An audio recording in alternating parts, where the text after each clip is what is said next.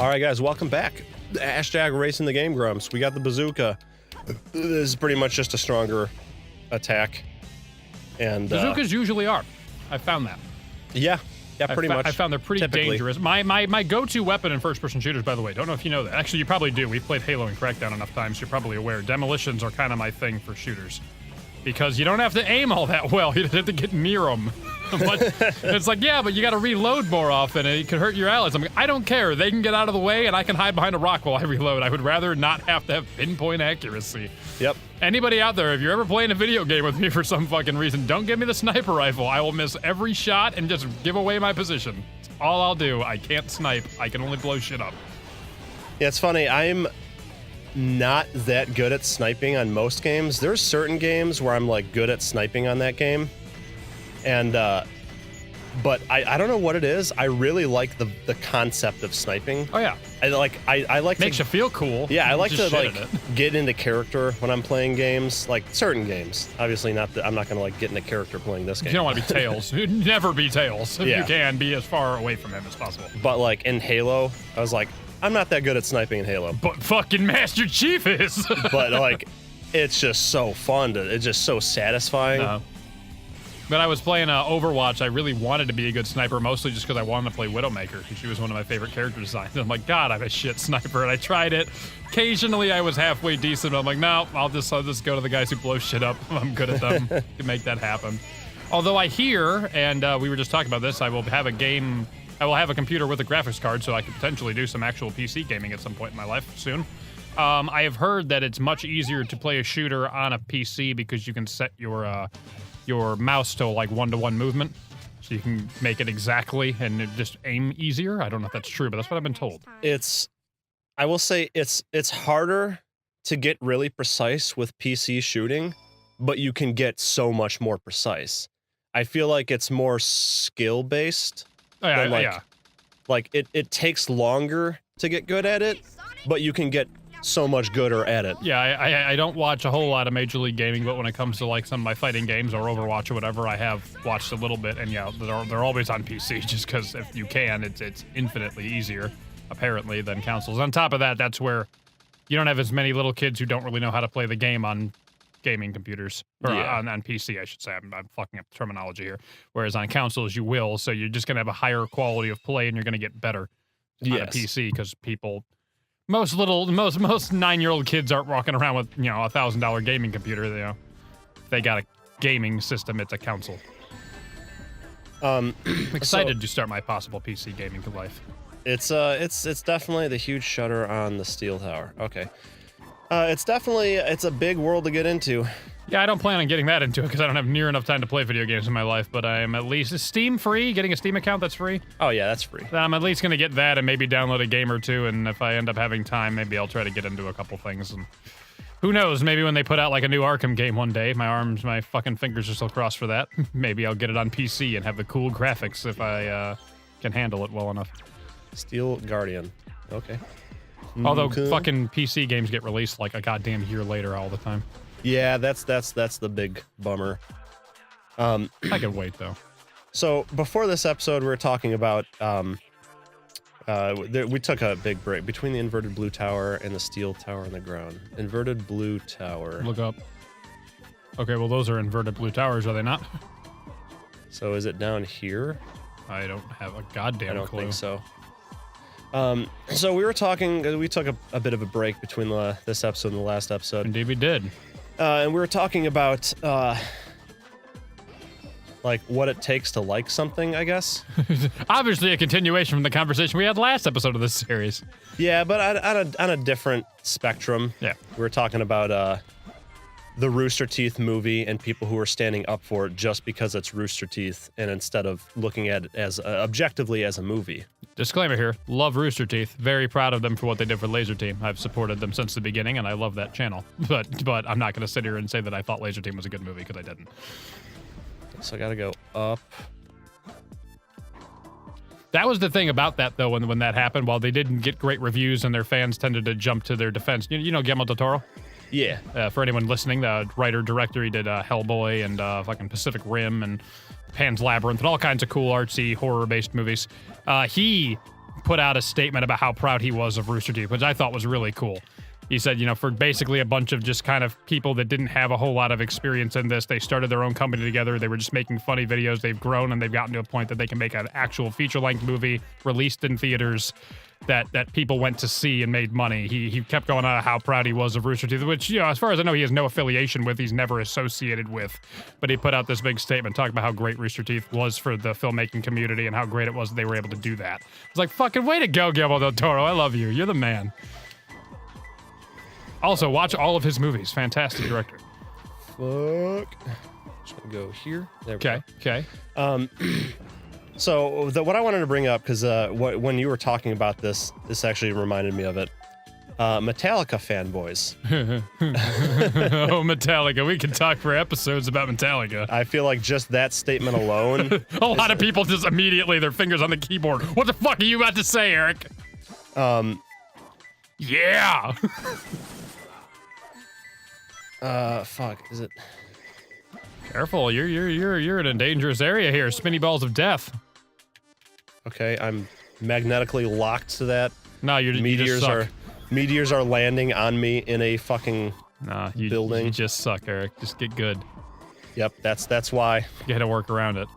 Give me a ring. Okay, cool.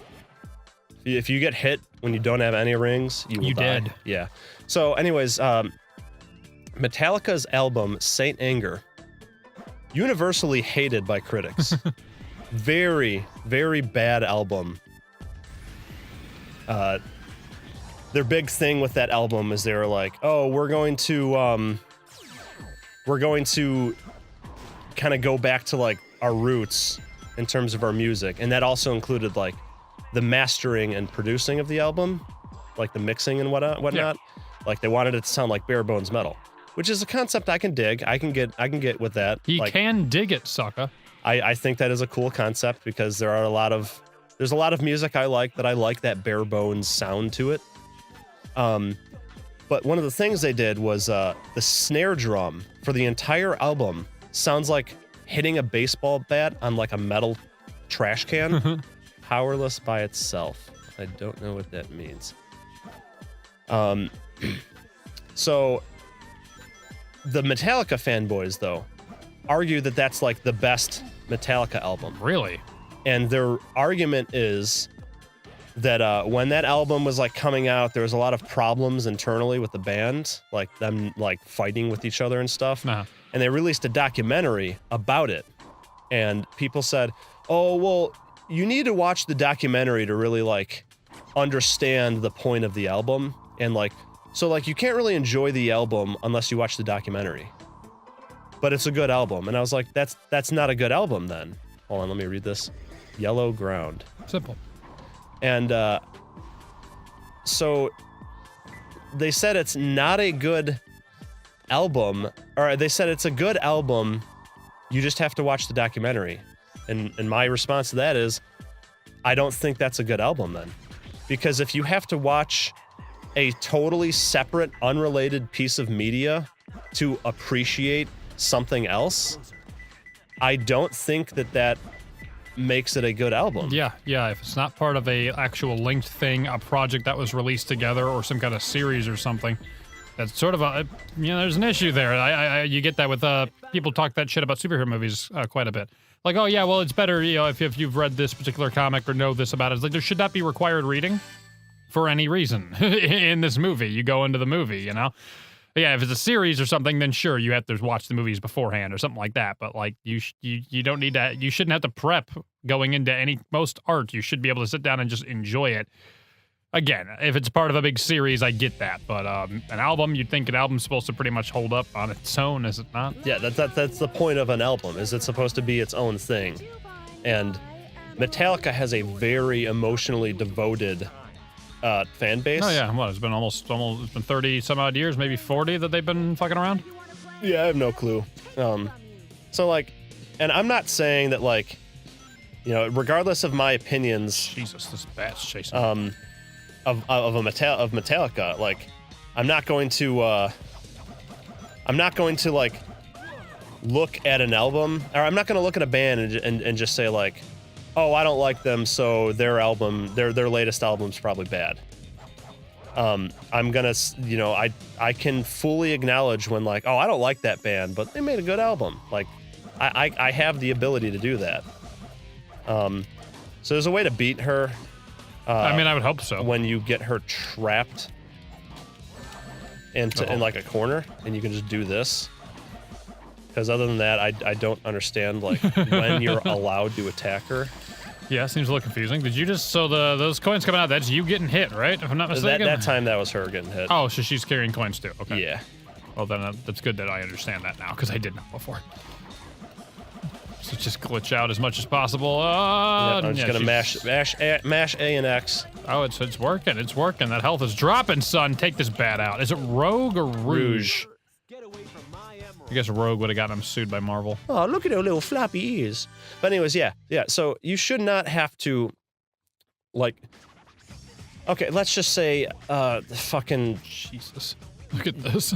you like, there's a book from an author you really like, and you're just like, wow, you read the reviews and critics were like, yeah, this book isn't good, and then fanboys of that author are just like, no, it's good.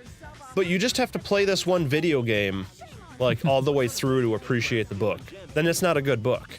So it is literally the same thing with Metallica.